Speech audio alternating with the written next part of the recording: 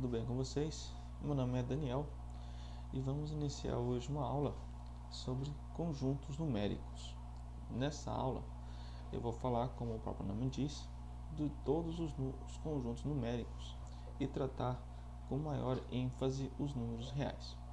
Bom, já falo de números naturais, de números inteiros, de números fracionários ou racionais, de números irracionais, complexos e tratar das propriedades e operações de reais. Números naturais são aqueles números que a gente aprende lá quando era criancinha, no ensino fundamental 1, que seriam aqueles importantes para a contagem. A sua anotação é definida por um N, tá? Com dois tracinhos assim, ou você também já deve ter visto seu professor fazer aquele N assim, né? Não esse N aqui, né? Mas vamos lá, peraí. É um N com 2 aqui, não é isso? Também dá, ok? Pois bem, quando tem um asterisco aqui em cima, a gente diz que é o dos números naturais, com exceção do zero, menos, tá ok? Beleza. Bom, números inteiros.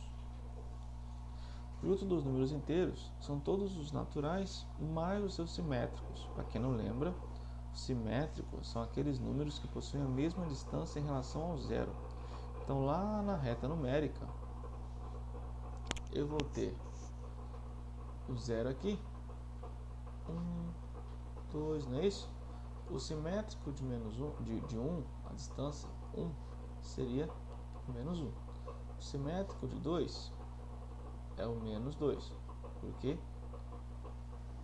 Era para ser um menos aqui, porque o PowerPoint já vi que me sabota o tempo todo aqui. Bom,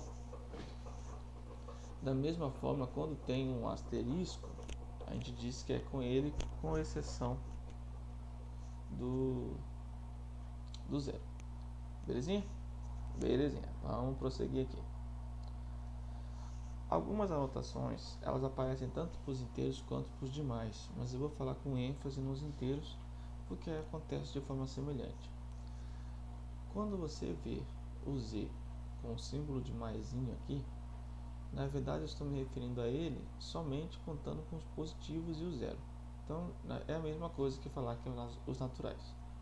Se você vê com o símbolo de mais em um asterisco, é a mesma coisa que os naturais com asterisco. São todos os positivos e não se inclui o zero.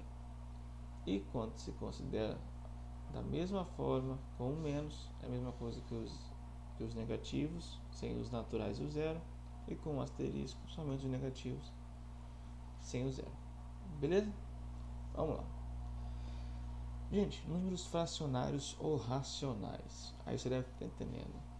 Pessoal, professor, por que não um R aqui de racionais? Afinal de contas, nos naturais tínhamos o N. Bom, nós não temos o R porque o R vai representar um outro conjunto mais para frente. São todos os números que podem ser escritos na forma de fração. E aqui, ó, eu coloquei PQ, são dois números, sendo que o P pertence aos inteiros, pode ser qualquer número inteiro, inclusive o zero. E esse símbolo aqui, o pessoal de lógica já viu um vídeo, eu vou deixar aqui no card, é um símbolo de uma conjunção, tá? É uma conjunção que significa a palavra e. Ou seja, P pertence aos inteiros e o Q pertence aos inteiros com exceção do zero, excluindo o zero, certo? Por quê? Porque a gente não pode ter zero no denominador. Se a gente ter zero no denominador, a gente diz que esse número não existe, essa fração. Beleza? Exemplos. O 2. Aí você fala, professor, mas o 2, ele é um número natural. Sim, meu jovem. Mas se ele é natural, ele é inteiro. Se ele é inteiro, ele é racional também. A gente vai ver isso mais para frente. Menos 7, ele é inteiro, então ele é racional. 2/3 nem precisa falar, né? E enfim, todos aqui, incluindo periódica, a gente vai falar de dízima periódica em outro. Eu tenho 3 vídeos no canal. Eu vou deixar na descrição os links e eu aconselho fortemente que vocês assistam esses vídeos de dízima periódica, tá ok? Bom, vamos lá. Números irracionais, tá? São aqueles que não são racionais, né? Bom, são o seguinte, pessoal. A gente pode definir isso aqui, ó, como sendo I igual complementar do que em relação ao universo.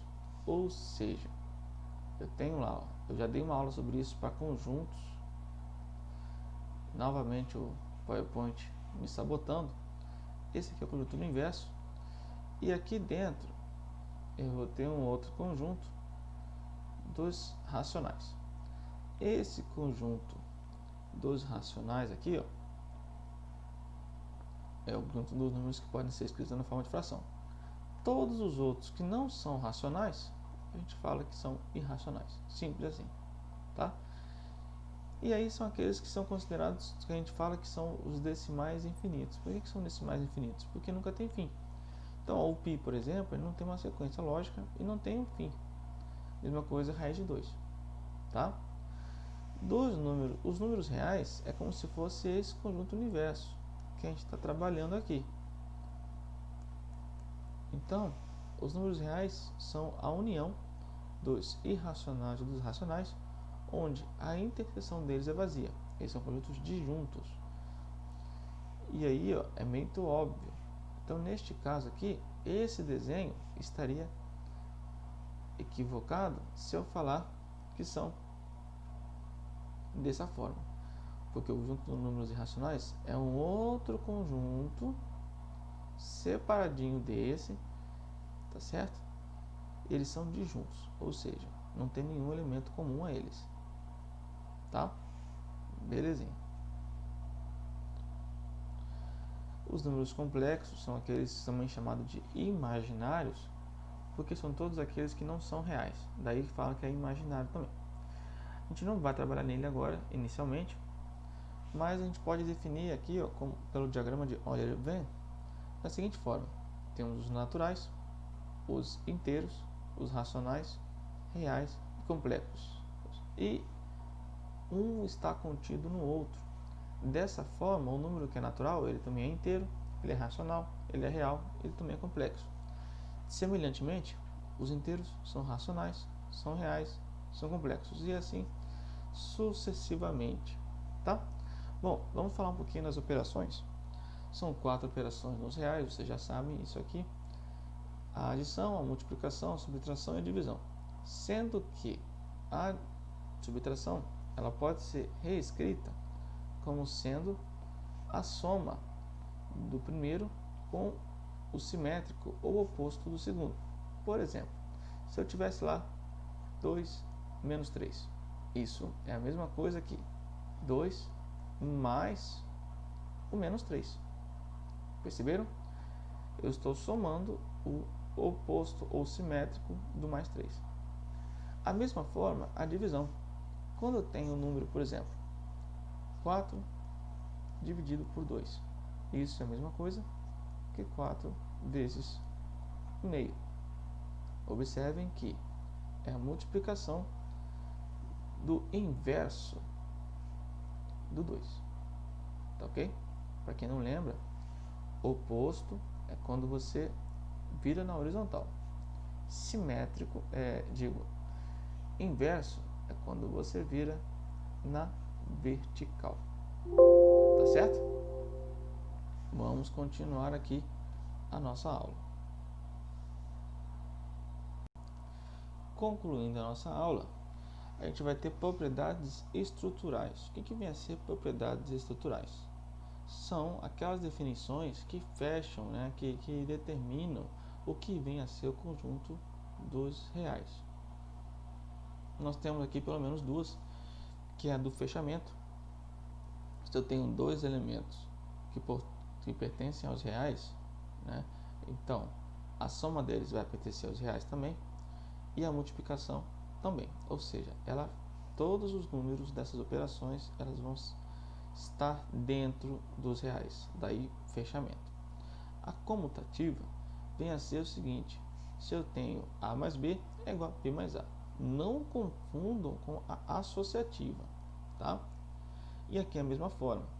Lembrando que o que vale para o mais vale para o menos, se eu estiver tratando de oposto ou simétrico, que o que vale para a multiplicação aqui também vale para a divisão, se eu tratar do seu inverso, tá ok? Espero ter ajudado vocês com essa aula. A gente continua em uma próxima aula. Um abraço.